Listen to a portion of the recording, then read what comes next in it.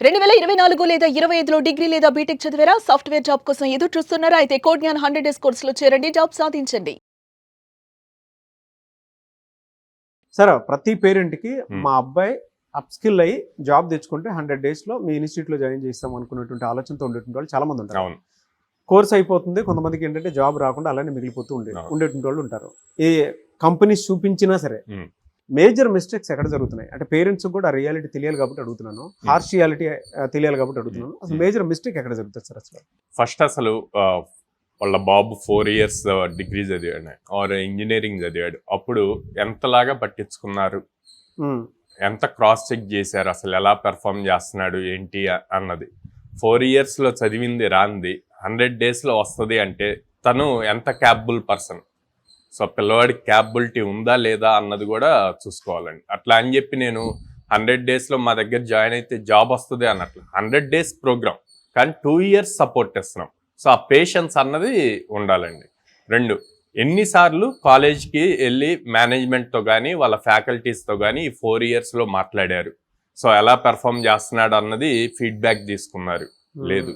So అక్కడ 4 years మీరు వదిలేసి ఇక్కడికి వచ్చి 100 డేస్లోనే మాడికి 100 డేస్ అయిపోయింది కదా సార్ ఇంకా జాబ్ రాలేదు అంటే ఎట్లాగా అంటే బోత్ సైడ్స్ చెక్ చేసుకోవాలి. ఒక సైడ్ బ్లేమింగ్ ఎప్పుడు చేయకూడదు అంటాను. సో అక్కడ ప్లేస్మెంట్స్ ఎన్ని చూపించారు ఏంటి అనేది కూడా చెక్ చేసుకోవాలి. అవును. అక్కడ ఎంత చూపించారు, ఇక్కడ ఎంత చూపిస్తున్నారు, అక్కడ ఎన్ని ఆపర్చునిటీస్ వచ్చాయి, ఎన్ని చూపించారు. సో ఇక్కడ ఈ 100 డేస్లో ఎన్ని ఆపర్చునిటీస్ వచ్చాయి, ఎన్ని చూపించారు, ఎన్ని అటెంప్ట్ అయ్యాడు అన్నది కూడా చెక్ చేసుకోవాలి. చాలా మంది స్టూడెంట్స్ అసలు ఎన్ని ఆపర్చునిటీస్ వచ్చాయి అన్నది మెన్షన్ చేయరండి.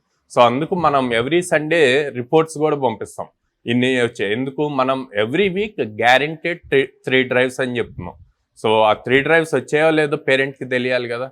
సో ఆ ప్రూఫ్ కోసం ఎవ్రీ సండే వాళ్ళకి అప్డేట్స్ వెళ్తాయి అన్నమాట.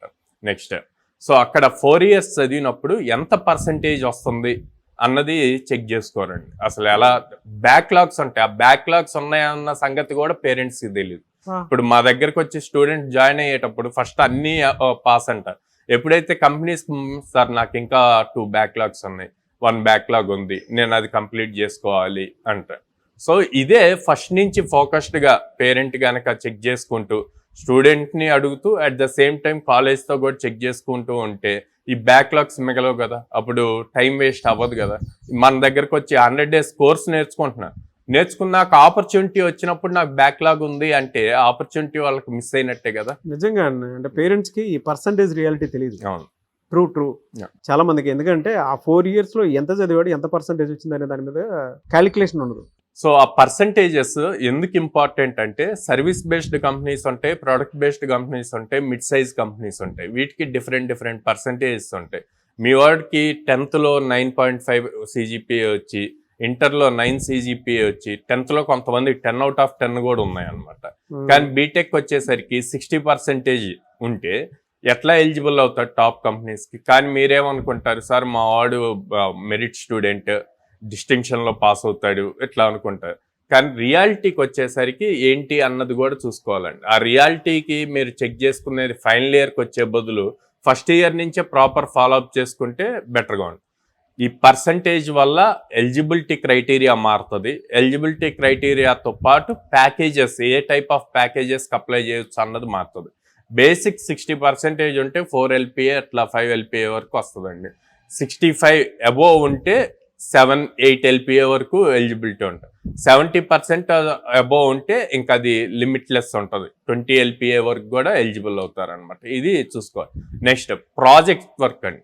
ఫైనల్ ఇయర్లో అండ్ థర్డ్ ఇయర్లో మినీ ప్రాజెక్ట్ చేస్తారు, ఫైనల్ ఇయర్లో మెయిన్ ప్రాజెక్ట్ చేస్తారు. వాళ్ళు చేసే ప్రాజెక్ట్ ఏంటి అన్నది చాలామంది అసలు పట్టించుకోరు, తెలీదు, అవేర్నెస్ లేక. సో తెలియాల్సింది ఏంటంటే వాళ్ళు చేసే ప్రాజెక్ట్ వల్ల జాబ్ వస్తుందా రాదా. Project plays key role. రెజ్యూమ్లో ఆ ప్రాజెక్ట్ మెన్షన్ చేస్తేనే ఆ ప్రాజెక్ట్ మీదే క్వశ్చన్స్ అడుగుతారు. కానీ కాలేజెస్లో లేటెస్ట్ టెక్నాలజీస్ ఏవి వస్తే వాటి మీద ప్రాజెక్ట్ చేపిస్తారు. ఫర్ సపోజ్ ఈ ఇయర్ బ్లాక్ చైన్ మీద స్ట్రాంగ్గా న్యూస్ వచ్చింది అనుకోండి, బ్లాక్ చైన్ మీద ప్రాజెక్ట్స్ చేపిస్తారు. ఇప్పుడు అందరం జెన్ఏఐ గురించి మాట్లాడుతున్నాం, సో జెన్ఏఐ మీద ప్రాజెక్ట్స్ చేపిస్తారు. ఈ లేటెస్ట్ టెక్నాలజీస్ మీద ప్రాజెక్ట్స్ చేపించడం వల్ల కాలేజెస్కి ప్లస్ అవుతుంది. వాళ్ళకి అక్రిడియేషన్స్ ఉంటాయి, నాక్ అక్రిడియేషన్ అట్లాగా. సో వాళ్ళకి యూజ్ అవుతుంది. కానీ స్టూడెంట్కి ఈ లేటెస్ట్ టెక్నాలజీస్ మీద జాబ్స్ ఉన్నాయా, సో అది చెక్ చేసుకోవాలి. సో ఈ చెక్ చేసుకోవటం పేరెంట్స్ చేయరండి. సో చేయనప్పుడు ఇది తీసుకెళ్లి రెజ్యూమ్లో పెట్టి స్టూడెంట్ నేను 100 జాబ్స్కి అప్లై చేశాను, 150 జాబ్స్కి అప్లై చేశాను అంటాడు. పేరెంట్ ఏమనుకో, అరే మా వాడు అప్లై చేస్తున్నాడు కానీ ఏం తెలియట్లేదు అనుకుంటారు. ఎక్కడ తెలుస్తుంది? అసలు మీ రెజ్యూమ్ ఫస్ట్ రౌండ్కి కూడా ఎలిజిబుల్ అవ్వట్లేదు కదా, ఆ ప్రాజెక్ట్లోనే పోతుంది. ఎందుకు? కంపెనీస్కి ఏం కావాలి? బేసిక్ కోడింగ్ స్ట్రాంగ్గా ఉన్న వాళ్ళు కావాలి. బేసిక్ కోడింగ్ దేంట్లో వస్తుంది? జావా ఆర్ పైథాన్లో వస్తుంది. సో వాటిని వదిలేసి లేటెస్ట్ టెక్నాలజీస్ మీద చేసి ఆ రెజ్యూమ్ పంపిస్తే ఆబ్వియస్లీ షార్ట్ లిస్ట్ అవ్వరు అనమాట. సో ఇప్పుడు మన దగ్గరికి వచ్చి 100 days కంప్లీట్ చేసినప్పుడు మనం ఆ లేటెస్ట్ టెక్నాలజీస్ ఇవన్నీ వదిలేసి కంప్లీట్ ఫౌండేషన్స్ మీద నేర్పిస్తాం. సో వాటి మీద అలవాటు అయ్యి ఉండి బ్రెయిన్ ఒక్కసారిగా మళ్ళీ వీటి మీదకి రావాలి అన్నప్పుడు ఇట్ టేక్స్ సమ్ టైం. అందుకే ప్రతి స్టూడెంట్ ఆర్ ప్రతి పేరెంట్ని నేను చెప్పేది ఏంటంటే పేషెన్స్ ఇంపార్టెంట్. అది మీరు కోడ్నాల్లో జాయిన్ చేయండి, ఇంకో చోట జాయిన్ చేయండి. పేషెన్స్ ఉండి టైం ఇస్తే తను నేర్చుకోవాలి. కానీ పేషెన్స్ ఉండి టైం ఇచ్చి మీరు పట్టించుకోకపోతే మళ్ళీ సేమ్ రిజల్ట్ రిపీట్ అవుతుంది, ఏమి అవుట్పుట్ ఉండదు, టైం వేస్ట్ అవుతూ ఉంటుంది. ఎలా సార్, అంటే ఒక స్ట్రాంగ్ స్కిల్ నేర్చుకోవాలి అనుకునేటువంటి వాళ్ళు మీ దగ్గర టైం ఎంత పెడితే ఆన్ అన్ యావరేజ్ ఆ పిల్లడికి ఫ్యూచర్ ఉండే అవకాశం ఉంటుందంటారు? పేరెంట్స్ మిమ్మల్ని అప్రోచ్ అవ్వాలనుకుంటారు, వీడియో చూసిన తర్వాత ఖచ్చితంగా అప్రోచ్ అవ్వాలనుకుంటారు. మా దగ్గర like per day 8 hours focus చేస్తాం. 6 hours క్లాస్ ఉంటుంది, మళ్ళీ ఒక 1.5 hourకి సరిపోయేంత అసైన్మెంట్స్ ఉంటాయి, డైలీ 1/2 hour ఎగ్జామ్ ఉంటుంది. సో 8 hours ఫోకస్డ్గా స్టూడెంట్ కనుక చెప్పింది చెప్పినట్టు చేయగలిగితే కనుక ఈజీగా 100 days లోపే జాబ్ క్రాక్ చేయగలరు. దానికి చాలా ప్రూఫ్స్ ప్రీవియస్ మీరు చాలా మంది స్టూడెంట్స్ ని తీసుకున్నారు. 1 month లో ప్లేస్ అయిన వాళ్ళు ఉన్నారు, 2 months లో ఉన్నారు, 4 months లో ప్లేస్ అయిన వాళ్ళు ఉన్నారు, అట్లాగే 1.5 year లో ప్లేస్ అయిన వాళ్ళు కూడా ఉన్నారు.